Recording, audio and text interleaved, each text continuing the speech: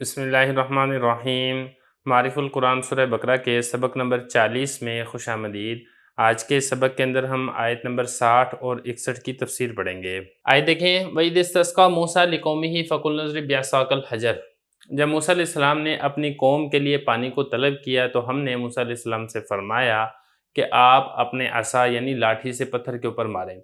یہ واقعہ وادی تیہ کے اندر ہی پیش آیا تھا، جیسا کہ میں نے آپ کو گزشتہ سبق کے اندر بھی بتایا تھا کہ وادی تیہ میں ان کو سزا ملی تھی جب انہوں نے قوم عمالقہ سے جہاد کرنے سے انکار کر دیا تھا، تو یہ 40 سال تک ایک 10 میل کی وادی کے اندر بھٹکتے رہ گئے تھے۔ تو اسی وادی کا یہ واقعہ ہے کہ ان کو جب پانی کی طلب ہوئی تو پھر حضرت موسیٰ علیہ السلام نے اللہ تعالیٰ سے دعا کی کہ میری قوم کے لیے پانی عطا ہو، تو اللہ تعالیٰ کی جانب سے ان کو حکم دیا گیا کہ ایک خاص پتھر تھا، اس کے اوپر آپ اپنی لاٹھی سے ماریے۔ تو جب حضرت موسیٰ علیہ السلام نے اس پتھر پر اپنی لاٹھی سے مارا ہے تو اس پتھر سے 12 پانی کے چشمے پھوٹ پڑے۔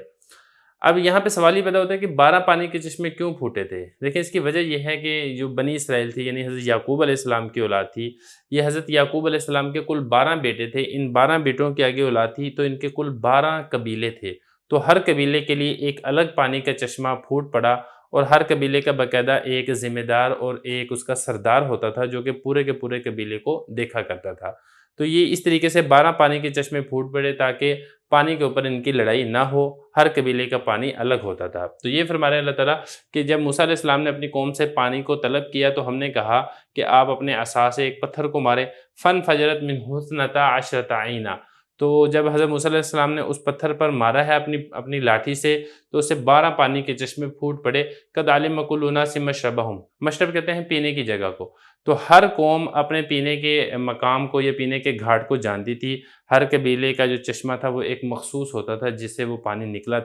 نکلتا تھا اور قبیلے کی ضرورت پوری ہوتی تھی۔ باقی رہ کے کھانے پینے کے لیے کیا تھی تو اس کا تذکرہ پہلے آ چکا ہے کہ کھانے پینے کے لیے اللہ تعالیٰ نے ان کو من و سلوہ عطا کیا تھا وادی تیہ کے اندر۔ تو اللہ تعالیٰ نے آگے فرمایا کُلُوا واشربوا من رزق اللہ ولا تعثوا فی الارض مفسدین۔ اب تمہارے پاس کھانے کے لیے بھی فراخی ہے، تم کھلا کھا سکتے ہو، من و سلوہ جیسی بہترین اور شاندار نعمتیں اللہ تعالیٰ کی خزانوں سے تمہیں دی گئی ہیں، اور پینے کے لیے میٹھے پانی کا چشمہ اس پتھر سے پھوٹ پڑا ہے، لہذا تم کھاؤ پیو اللہ کے رزق سے، ساتھ ساتھ شکر کرو، لیکن زمین کے اندر فساد مچاتے نہ پھرو، اللہ تعالیٰ کی نعمتوں کی ناشکری نہ کرو۔ اور انہوں نے اللہ تعالیٰ کی نعمتوں کی ناشکری کرنی شروع کر دی تھی، وہ میں نے آپ کو بتایا تھا کہ ان کو منع کیا گیا تھا کہ تم نے کھانے کو ذخیرہ نہیں کرنا ہے، لیکن انہوں نے کھانے کو ذخیرہ کرنا شروع کر دیا۔ اس طریقے سے انہوں نے اللہ تعالیٰ کی نعمتوں کی ناشکری کی تھی۔ آگے لفظ دیکھیں، استسقیٰ موسیٰ لقومہ، موسیٰ علیہ السلام نے اپنی قوم کے لیے پانی کی دعا کی۔ اس سے والی بات ثابت ہوتی ہے کہ شریعت موسویہ میں بھی صرف دعا پر ہی اکتفا کیا گیا ہے۔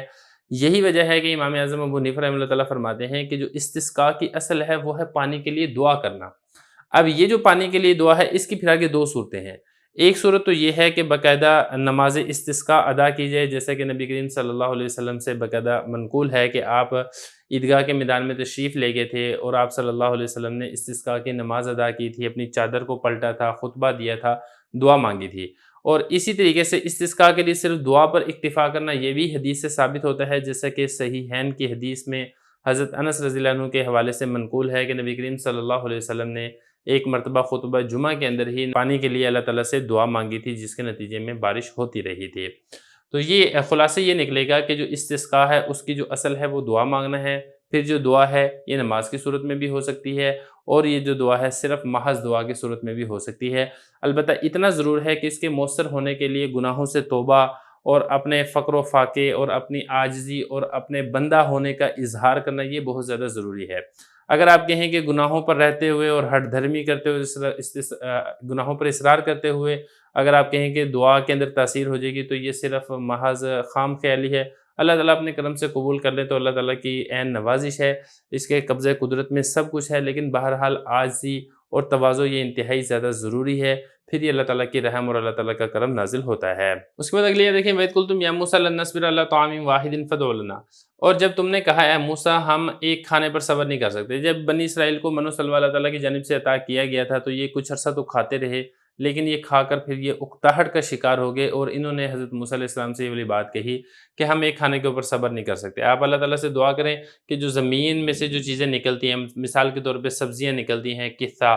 کھیرے نکلتے ہیں، اصل میں قصہ یہ ہر اس چیز کو کہا جاتا ہے جس کو کھاتے وقت دانتوں سے آواز پیدا ہو۔ اس کے اندر کھیرے بھی آ جاتے ہیں، اس کے اندر ککڑی آ جاتی ہے، اس کے اندر تر آ جاتی ہے، تو ایسی جو سبزی ہوتی ہے جس کو بندہ جب کھاتا ہے تو دانتوں سے آواز پیدا ہوتی ہے، اس کو قصہ کہا جاتا ہے۔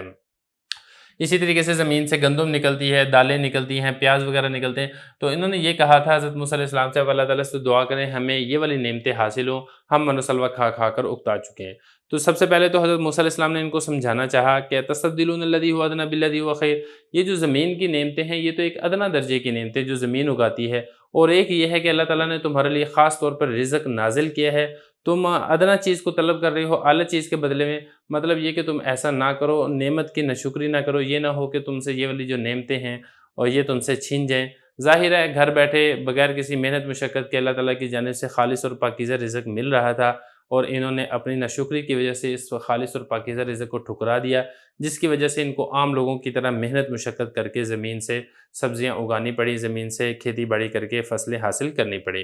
تو جب پھر خلاصہ یہ نکلا کہ اللہ تعالیٰ نے ان کی دعا کو قبول کر لیا، اور پھر اللہ تعالیٰ کی جانب سے حکم یہ ہوا کہ شہر کے اندر ایک اترو، تمہارے لیے وہ ہوگا جس کا تم سوال کرو۔ اب یہ وہی والا شہر ہے جس کا میں نے آپ کو گزشتہ آیت کے اندر بتایا تھا کہ آیات کے اندر تقدیم و تاخیر ہے، یعنی یہ والی جو آیات ہیں یہ ذکر کے اعتبار سے بعد میں ہیں، اور جو شہر کے اندر داخل ہونے کا تذکرہ ہے وہ ذکر کے اعتبار سے قرآن مجید میں پہلے ہے۔ تو جب ان کو ایک مخصوص شہر کے اندر داخلے کا حکم دیا گیا، اب یہ شہر کہاں تھا یہ بھی میں آپ کو بتا چکا ہوں کہ وادی تیہ کے اندر ہی یہ ایک شہر تھا۔ تو جب یہ شہر کے اندر داخل ہو رہے تھے تو اللہ تعالیٰ کی جانب سے ان سے کہا گیا کہ سجدہ کرتے ہوئے داخل ہونا ہے، اور حتا حتا یعنی معافی کا لفظ بھی تم نے کہنا ہے، کیونکہ ظاہر ہے تم اللہ تعالیٰ کی نعمتوں کی ناشکری کر رہے ہو۔ ایک یہ کہ انسان پہلے ہی سزا بھگت رہا ہو، اس کے بعد پھر وہ مزید ناشکری کرے تو پھر ظاہر ہے وہ ڈبل جرم ہے، تو اس کے اوپر معافی مانگنا بھی ضروری ہے۔ تو انہوں نے مزید ناشکری کی، وہ جو سارے تذکرہ میں آپ کو گزشتہ سبق کے اندر بتا چکا ہوں، تفصیل میں جانے کی ضرورت نہیں ہے۔ تو اللہ تعالیٰ کی جانے سے پھر ان کے اوپر عذاب نازل ہوا، طاعون آیا ان کے اوپر، جس کی وجہ سے ان کے 70,000 افراد یہ مارے گئے تھے۔ تو یہ اللہ تعالیٰ نے فرمایا اہبطوا مصرا فإن لكم ما سألتم، تم اس شہر میں داخل ہو، تمہارے لیے وہ ہے جس کا تم سوال کرو۔ آگے دیکھیں، ضربت علیہم الذلۃ والمسکنہ، چپکا دی گئی ان کے اوپر ذلت اور محتاجی، ذلت اور محتاجی چپکا دی گئی۔ اس کا کیا مطلب ہے؟ دیکھیں اس کے بارے میں جو تفسیر نقل کی گئی ہے صحابہ سے، تابعین سے، اس کا خلاصہ یہ ہے کہ قیامت تک کے لیے یہ ذلیل اور حقیر ہی رہیں گے، خواہ کتنے ہی زیادہ مالدار کیوں نہ ہو جائیں۔ جو اقوام عالم ہیں ان میں ان کی کوئی عزت اور احترام نہیں ہوگا، جی جس قوم کے بھی ہتھے لگیں گے وہ ان کو ذلیل کرے گا اور ان کے اوپر غلامی کی علامت لگا دے گا۔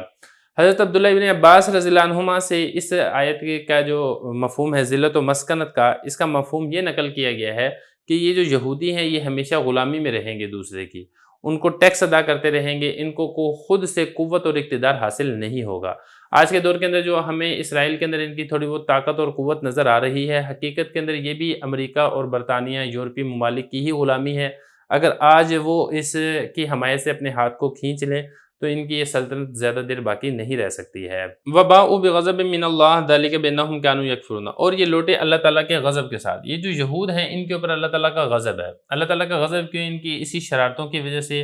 یہ اللہ کے احکام کے ساتھ، شریعت کے ساتھ، اللہ کے نبیوں کے ساتھ تمسخر اور ٹھٹھا کیا کرتے تھے، مذاق اڑایا کرتے تھے، سنجیدگی سے نہیں لیتے تھے۔ پھر اسی طریقے سے یہ کیا کیا کرتے تھے؟ آگے ان کی وجہ ذکر کی گئی ہے کہ یہ اللہ تعالیٰ کی آیات کا انکار کیا کرتے تھے اور نبیوں کو ناحق بھی قتل کرتے تھے۔ یہ ان کی جو بری صفات تھیں ان میں سے یہ بنیادی صفات تھی جس کی وجہ سے اللہ تعالیٰ کے ان کے اوپر غضب نازل ہوا، اور اللہ تعالیٰ نے قیامت تک کے لیے ان کو ذلیل اور حقیر کر دیا۔ ذَلِكَ بِمَا عَصَوا وَكَانُوا يَعْتَدُونَ، یہی اللہ تعالیٰ فرما رہے ہیں کہ ان کی جو برائیاں تھیں وہ یہ تھی کہ یہ حد سے تجاوز کرتے تھے، اللہ تعالیٰ کی نعمتوں کی ناشکری کرتے تھے، اللہ تعالیٰ کے احکام کو پس پشت ڈال دیا کرتے تھے، جس کی وجہ سے قیامت تک کے لیے ذلیل اور حقیر ہو جائیں گے اور ہمیشہ اللہ تعالیٰ کے غضب کے اندر یہ رہیں گے۔